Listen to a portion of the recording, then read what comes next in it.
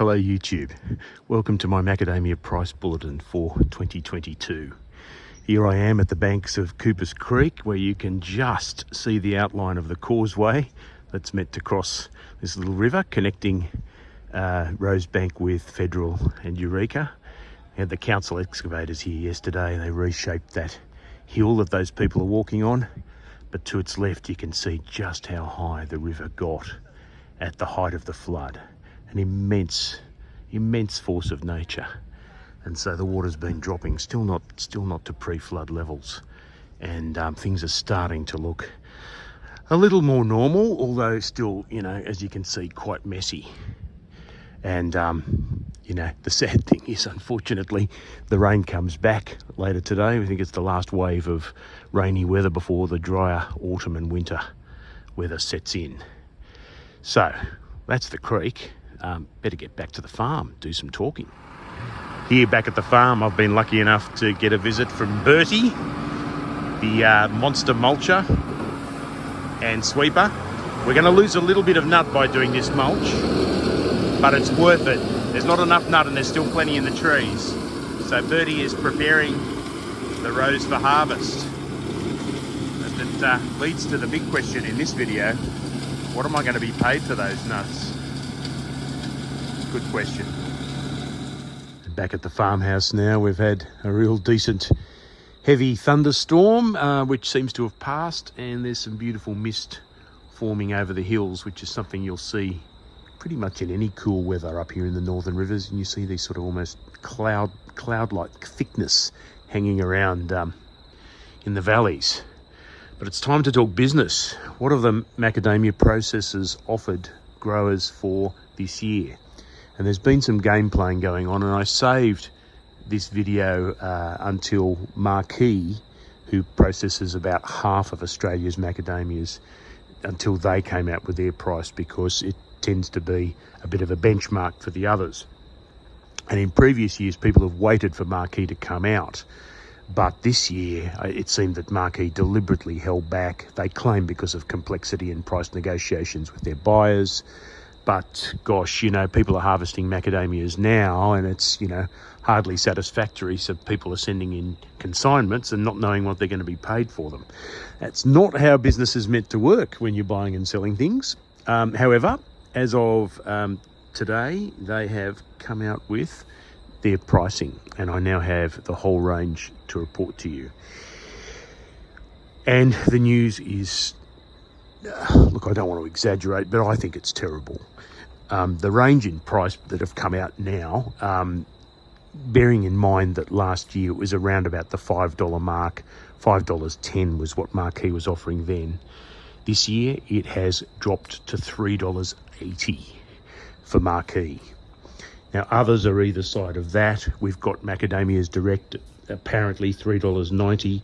Suncoast Gold, which, like Marquis, is another grower-owned cooperative, $3.90. Starman, $3.80. And just after Marquis came out with theirs, Wally's Nuts came out with $4. They're the only processor putting a 4 in front of their price this year, and I think they were playing cat and mouse with Wally's, with Marquis, sorry, to offer the highest price. But now those major players are out. The only ones who haven't come out with a price that I know of now are MWT. So what does that mean? I mean, that's a very big price drop for macadamia nuts to the grower. And it does seem sort of counterintuitive, doesn't it? Inflation is on the rise in the world. The cost of inputs is going up, and I'll deal with that a little more soon. And yet macadamia farmers are asked to accept less than last year for the same product that they supplied last year. And then the question is, well, look, what can you do with that? At around about $3.90 a kilo, if you get, you know, a certain amount of tonnes per hectare, you can make about $9,000 odd. That's in the what you paid for the nuts, assuming that you're meeting their quality requirements, that is 33% SKR, secure kernel recovery, and 10% moisture. But the benchmark that the Australian Macadamia Society used in terms of what it costs per planted hectare is more like $7,500 a hectare. And the problem with those with those numbers, and they're all, you all take this as a bit of rubbery figures because, you know, I can multiply them out in detail, but we all know when you're farming, exact tonnages and things just aren't available in the analysis. But you know, you take the difference between about $9,000 in what you get for the nuts and $7,500 for the cost of producing them. That is really, you know, very little profit, particularly for someone who lives off the earnings of a macadamia farm. You only get to harvest this stuff, you know, for part of the year, and then that's got to keep you going the rest of the year. And that kind of profit isn't enough to make you what you'd get on Centrelink, frankly, unless you had a very big farm. So what can you do with that? Well, you know, the Australian Macadamia Society, when they put out their latest bulletin in March, didn't have any access to these pricings, but the outgoing president, Jolyon Burnett, said in an article that he was warning that, you know, prices dropped last year to about $5 and that a further correction might be possible this year. Well, with all due respects to Jolyon, that's not a correction. What we're facing here is a crash. And the price crash, you know, if you compare with, you know, for example, what Marquis was offering back in 2015, they were offering $4.70 a kilo. And in fact, every year after that, it's been over $5. Last year, it was $5.10. So when it goes from something like a sustained pattern over $5 down to $3.80, that's not a correction. Sorry, that's a crash. It will change the way people farm, you know, on the you know, the bottom line is going to be really eroded by the increasing cost of inputs. So when the AMS did those figures saying it takes about $7,500 a hectare in costs, what they didn't take into account was the current market conditions for things like fertiliser, which has doubled. It's gone up to something like $2,000 a tonne for granular fertiliser, up from about $1,000 odd. Diesel prices have nearly doubled. You know, fuel prices have gone up pretty much everywhere. And, you know, when you have these costs, which are unavoidable in running a farm, anything made with petrochemicals, so the sticker oils we use to stick you know, the sprays on the trees, these things are all much more expensive. And so that $7,500 cost figure is very, very doubtful in the current climate. That's going to have a bunch of knock-on effects, and that is, in particular, the value of macadamia farms in the market should go down. I mean, the real estate's a funny business and people still want the dream, and I get that, and there'll be plenty of people still buying the dream, I suspect. But, you know, if you're negotiating to buy a macadamia farm right now, based on the old rivers of gold theory that the real estate agents have been peddling, it's time to say, whoa there, horsey. You know, those sorts of numbers are a little bit pie in the sky, and you need to redo your maths based on $3.80 or $3.90 a kilo, rather than the $5 that people have been putting out there. What do you do when you have a farm already? Well, it's probably a bad time to sell them, except that you need to look at, well, what are the long-term prices on macadamia nuts? Are macadamias the new coffee? Is it going to be an industry that is undercut by the overseas competition to the point where we can't make a profit in Australia and these lower prices are permanent? Look, good question. I read behind some of these numbers. World demand for macadamias is going up in countries like China and Korea, but it's fairly static the rest of the world, and, you know, in a bit of trouble in places like Europe, because as a luxury food, people eat it when they feel secure, happy, you know, and it's not something that they eat during times of war, and the war in Europe is a real concern in terms of what people are prepared to do for luxury foods. So, those factors come into it, and you could say, well, look, those are temporary factors. Eventually the price of diesel will come down when oil becomes freer. The price of fertilizers will come down with it, and the costs will go down. But if the price doesn't go up, macadamia farming's viability in its home country could be under a serious challenge, and that is a terrible shame if it's true. The rest of the world market, well, they were expecting an increase in crop in Australia until the floods hit, and now they're thinking Australia might have a 25% reduction from its forecast high harvest numbers. We'll see. It's certainly harder to get the harvest up, but the nuts are still there on the trees that are standing. And some areas of the northern rivers will be pretty badly hit, but areas like Bundaberg, not so bad. So, the reduction in crop in Australia hasn't been enough to bolster the price. Who else is feeding the market? Well, Kenya's had a good year, and South Africa's apparently had a good season, and they're expecting big crops from them. That would factor into the price down the track, because we compete in a world market, and those countries, when they have a good year, certainly can produce enormous numbers of macadamias for the world market. Another curious thing that's coming into the supply and demand equation is that while people can sell whole nuts, there's plenty of buyers for them. It's the chips, the crumbs, the things you might put in ice cream and cooking. They're the things that have been hard to sell. And yet the processors here are still not rewarding growers for giving them whole kernels. The varieties I'm planting, like Variety R, are specifically, part of my choice was that they have a high percentage of whole kernels, in the hope that, if these are the valuable nuts, one day we'll be paid for that attribute. But at the moment, they're not responding to the market by offering growers any bonus for the nuts that do sell well. What do you do for the current season? This is going to be a low price. You're afraid that the low prices are here to stay, but if you assume that it's just a short-term thing, and that the price will head back up again when the world's troubles sort of dissipate and COVID becomes less of a problem, and hopefully the war finishes in Europe, where are we left after that? Well, for this year, you could take some steps in terms of changing your fertilizer mix.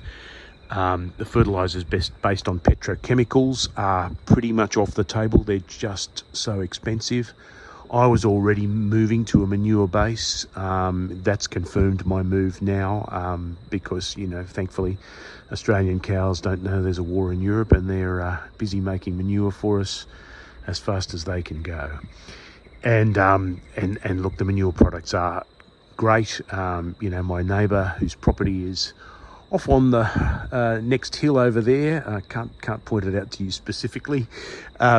He's done beautifully well with just organic based and manure based fertilizers, and so I'm going to do some old-fashioned copycatting and switch to largely manure based feeding while the price is low.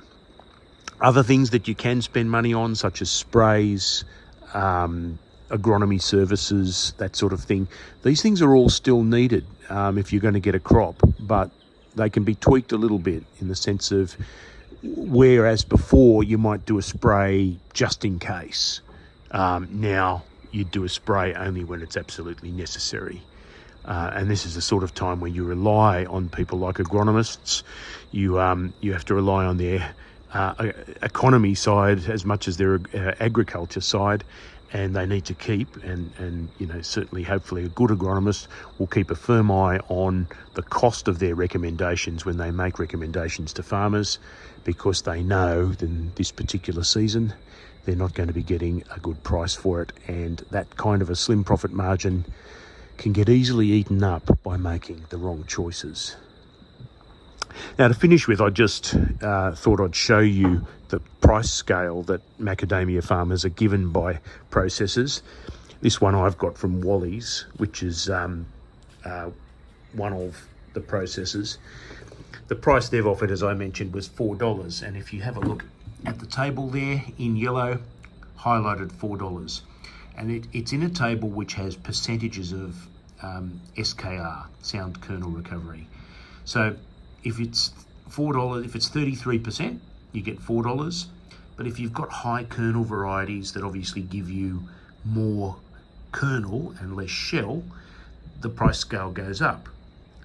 So some of the A varieties and a couple of the newer varieties like G and have quite high kernel recovery, and so instead of getting $4 for a ton of for a kilo of those, the price gets up to $5.45.